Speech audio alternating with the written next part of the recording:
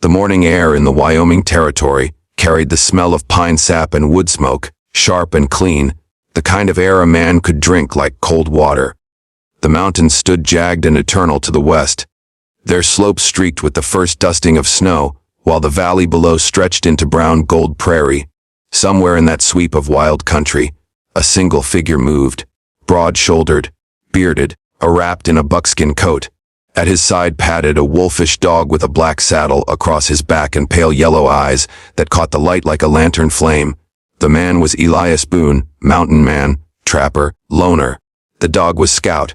Boone had been walking this country near 15 years, long enough to know every trail, every creek bend, every ridgeline that broke the sky. He trusted his instincts more than he trusted most men, and often enough, those instincts kept him alive. He had no home but the high places and no company but the dog, and he liked it that way. That morning, Boone's gut tugged him down toward the cottonwood grove by the river. He couldn't say why. Some days the wind whispered to him, other days the land itself seemed to lean. He just knew he had to go. Scout, as always, padded silent at his heels, ears twitching at sounds Boone didn't hear. The grove stood at the bend of the Snake River, where the water slowed and spread wide, cutting deep into the bank. The cottonwoods rose tall, some scarred by lightning, others split by time. Boone had camped there before, but today something felt off. Scout growled low in his throat. His hackles rose. Boone stopped, hand resting on the handle of his long-handled axe. "What is it, boy?"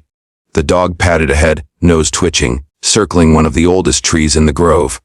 The tree leaned crooked over the river, its bark gnarled and swollen. Halfway up the trunk, Boone saw it, a great bulging lump, big as a saddle, grown into the wood like a boil. He stepped closer. The lump seemed unnatural somehow, like the tree had swallowed something alive and never let go. The surface of the bark was knotted, cracked, and faintly ridged in places, as though something beneath strained to get out. Boone frowned, spit into the dirt, and ran his calloused hand across the lump. His gut tightened. He didn't trust feelings much, but when a man lived by the wild, sometimes you had to listen when the land whispered. Right now, his whole body told him cut it open. Scout barked once, sharp and insistent, then sat back, eyes fixed on the lump as though he already knew the truth. Boone muttered, "All right then." He planted his boots, hefted the axe and swung. The blade bit deep, sending a shudder through the trunk. Sap blood from the wound, sticky and sweet-smelling. Boone swung again and again, until the lump split apart with a splintering crack. Something clattered to the dirt at his feet. It wasn't wood. It was iron and leather, wrapped tight in a wrought, blackened pouch. Boone dropped the axe and crouched, pulling the object free from its prison of bark and sap. His fingers worked the cracked leather straps until the thing loosened, spilling out its contents into the light. Gold coins, old U.S. cavalry issue, stamped with an eagle. Their shine dulled by years but still bright enough to catch the sun. Alongside them, a small ledger book, the cover stiff with dried blood. Boone stared at it, his chest tight. Gold meant trouble. Always. Scout whined, circling, nose twitching, ears pressed back as if he smelled not treasure but death. Boone flipped open the ledger. The writing inside was cramped, scrawled, but he could make out names, numbers, places, and on the very last page, one word scratched deeper than the rest, Crow. Boone's mouth went dry. He'd heard that name before. Harlan Crow.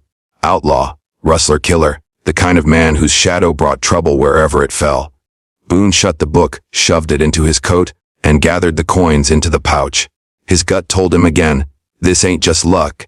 This is a curse you done opened, Elias Boone. Scout growled again, staring upriver, and Boone followed his gaze. A hawk wheeled in the sky above the trail, but the dog wasn't watching the bird. He was listening. And then Boone heard it too. Distant hooves. Several of them. His jaw tightened. If riders were coming, and if they were Crow's men, this find was hotter than a brand fresh off the fire. Boone stuffed the pouch into his saddlebag, swung onto his mule, and spurred toward town. The town of Dry Creek was little more than a main street of clapboard buildings huddled in dust.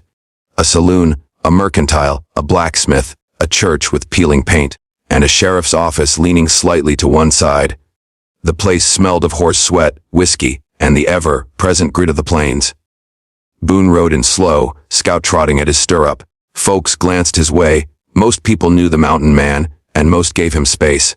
He wasn't unfriendly, just a man best left to his own devices. He tied off at the hitch rail outside the sheriff's office and stepped inside. Sheriff Calder McGraw sat behind a battered desk, boots up, hat tilted low. His beard was silver, his eyes sharp as rifle barrels despite the years. "Well, I'll be," McGraw drawled. "Elias Boone comin' down from the hills." "What brings you in?" "Run out of pelts to sell." Boone set the pouch down heavy on the desk. The coins inside clinked. McGraw's boots hit the floor. His eyes narrowed. "What in hell?" Boone pulled out the ledger, set it beside the pouch. "Found this in a tree by the river." McGraw opened the book, flipped pages, his brow darkening. "These names, these are ranchers, merchants, and numbers, big ones. Looks like payoffs. Extortion maybe." He tapped the last page. "And that name there, Crow, Harlan Crow, you know what that means?" Boone's voice was low. "Means trouble's comin'." McGraw shut the book. "You done right bringin' this in, but if word gets out Crow'll come knockin'. Man like him, he won't leave no stone unturned." Outside, boots thudded on the boardwalk. Lauder, harsh and mean, floated through the thin walls. Scout growled deep in his chest. McGraw rose, hand on his revolver. "Speak of the devil." Through the window, Boone saw them, 3 riders tying off their horses. Dusty hats, scarred faces, guns slung low, outlaws. Boone's gut clenched. The tree had given up its secret, and now the whole town was about to bleed for it. The saloon that night burned with lamplight and whiskey fumes. Piano music clattered under the roar of laughter and clinking glasses.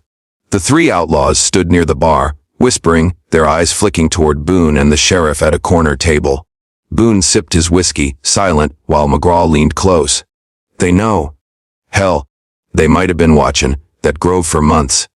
Crow's too clever to leave gold sittin' in a tree for no reason. That ledger," he tapped his pocket, "could hang him 10 times over." Boone said nothing. Scout lay under the table, ears pricked, yellow eyes never leaving the outlaws. One of the men finally swaggered over, tall, with a scar splitting his cheek, his smile as sharp as broken glass. "Evenin', boys," he drawled. "Name's Cutter. My boss Harlan Crow. Heard tell you come across something, don't rightly belong to you." McGraw leaned back slow. "This here's sheriff's business." Cutter's grin widened. "Sheriff's business? Nah. See, that pouch, that ledger. You hand it over, we ride out, and maybe no blood gets spilled. Maybe." The saloon quieted. Every man at the tables, every card player, every girl in a corset paused. The air was thick, waiting. Boone's hand slid to the handle of his knife beneath the table. His gut told him what was coming. Scout gave a low, steady growl. Cutter's grin faltered just a hair. "What's it gonna be, Sheriff?" McGraw's eyes were cold steel. "It's gonna be the law, and if your boss wants his pound of flesh, he can come claim it himself." Cutter's face hardened. He spat on the floor, gave Boone a long, hateful look, then backed toward the door. "Reckon he'll do just that." The outlaws left, boots pounding. The saloon noise started again, nervous, strained. Boone finished his drink and stood. His gut was tight as a pulled bowstring. "Sheriff," he said quietly, "this ain't over?" McGraw nodded grim. "No, Boone, it's just beginnin'." A scout barked once, sharp and certain, like he already knew blood was on the wind. The next dawn broke red over Dry Creek, the kind of red that promised blood. The sky stretched wide and empty, but down in the valley the dust was already rising. Riders. Elias Boone stood outside the sheriff's office, Scout at his side, watching the line of horsemen come over the ridge. 10 of them at least. Hard-eyed, hard-mouthed men with rifles across their saddles. And at their head, riding tall on a black stallion, was Harlan Crow. Even at a distance, Boone felt the weight of him. Crow was the kind of man who carried his own storm cloud, a long black coat trailing, a wide, brim hat shadowing his face, but those eyes, cold, cutting, shone like shards of flint. The ledger in Boone's coat suddenly felt hotter than a poker from the forge. Sheriff McGraw came out beside Boone, adjusting the iron star pinned to his vest. "He's here. Reckon the whole valley know before noon." Boone spat into the dust. "We could slip out, take the ledger to Cheyenne." McGraw shook his head. "You don't run from Crow. You face him, or he hunts you till your bones." A scout growled, low and steady, as the outlaws reined up in front of town. The boardwalks creaked as shopkeepers ducked inside, shutters slamming. Women pulled children into doorways. Dry Creek held its breath. Crowd dismounted slow, dust rising around his boots. He looked down the street, then fixed his gaze on Boone and McGraw. "Sheriff," he called, voice carrying clear. "Boone, I reckon you two got something, belongs to me." McGraw stepped forward, thumbs hooked on his gun belt. "Reckon the law says otherwise." Crow's smile was thin and sharp. "Law, you got a badge and a prayer. I got men and bullets. Hand me the ledger, and maybe I let your town breathe a while longer."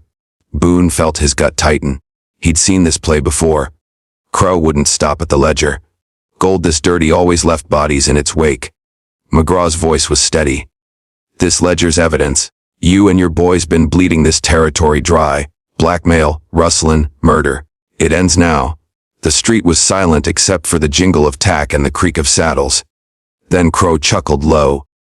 "You just signed your town's death warrant, Sheriff." He swung back into the saddle, raised a hand, and his riders wheeled, thundering back toward the ridge. The promise was clear they'd return, and soon. Inside the sheriff's office, McGraw slammed the ledger on the desk. "Hell hit us hard. Maybe today, maybe tonight. We need to be ready." Boone leaned against the wall, arms folded. "You got a handful of townsfolk, a couple of rifles. Crow's got 10 men meaner than snakes." McGraw looked at him. "Then we need more than rifles. We need grit. You in?" Boone didn't answer right away.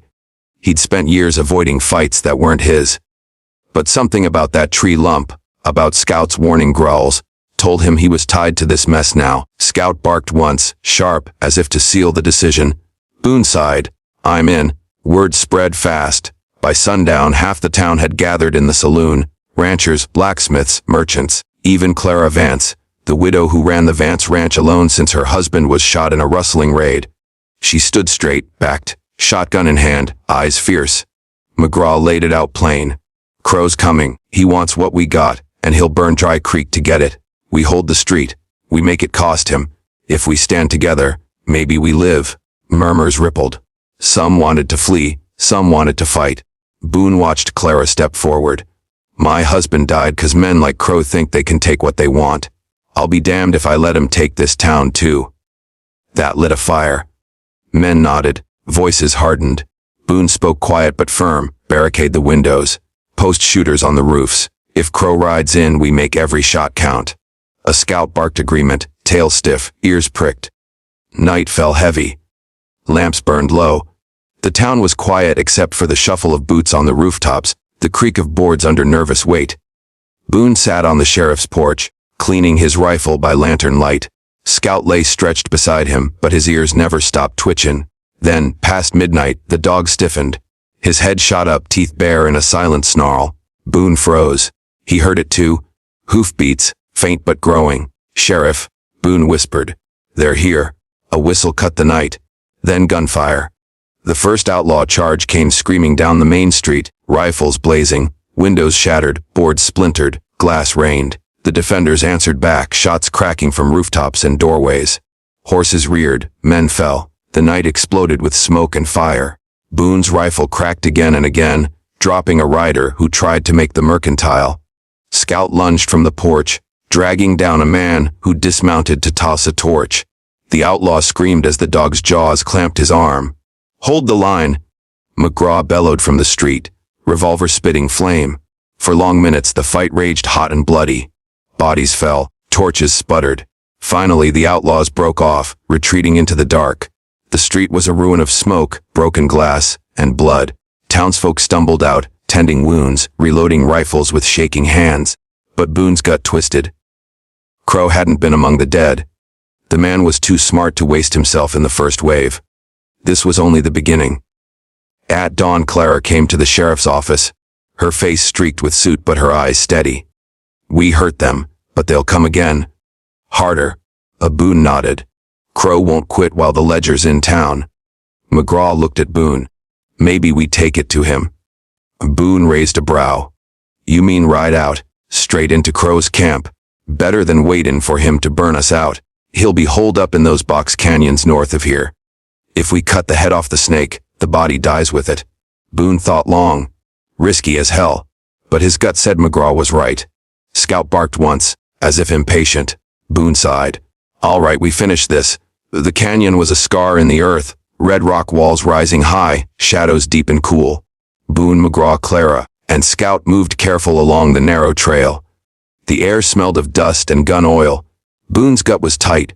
He could feel Crow's men before he saw them. And sure enough, halfway down the canyon, rifles cracked. Bullets sparked off stone. The fight was brutal. Clara's shotgun thundered, dropping 2 men before she had to duck reloading. McGraw's revolver barked steady, even as a bullet grazed his arm.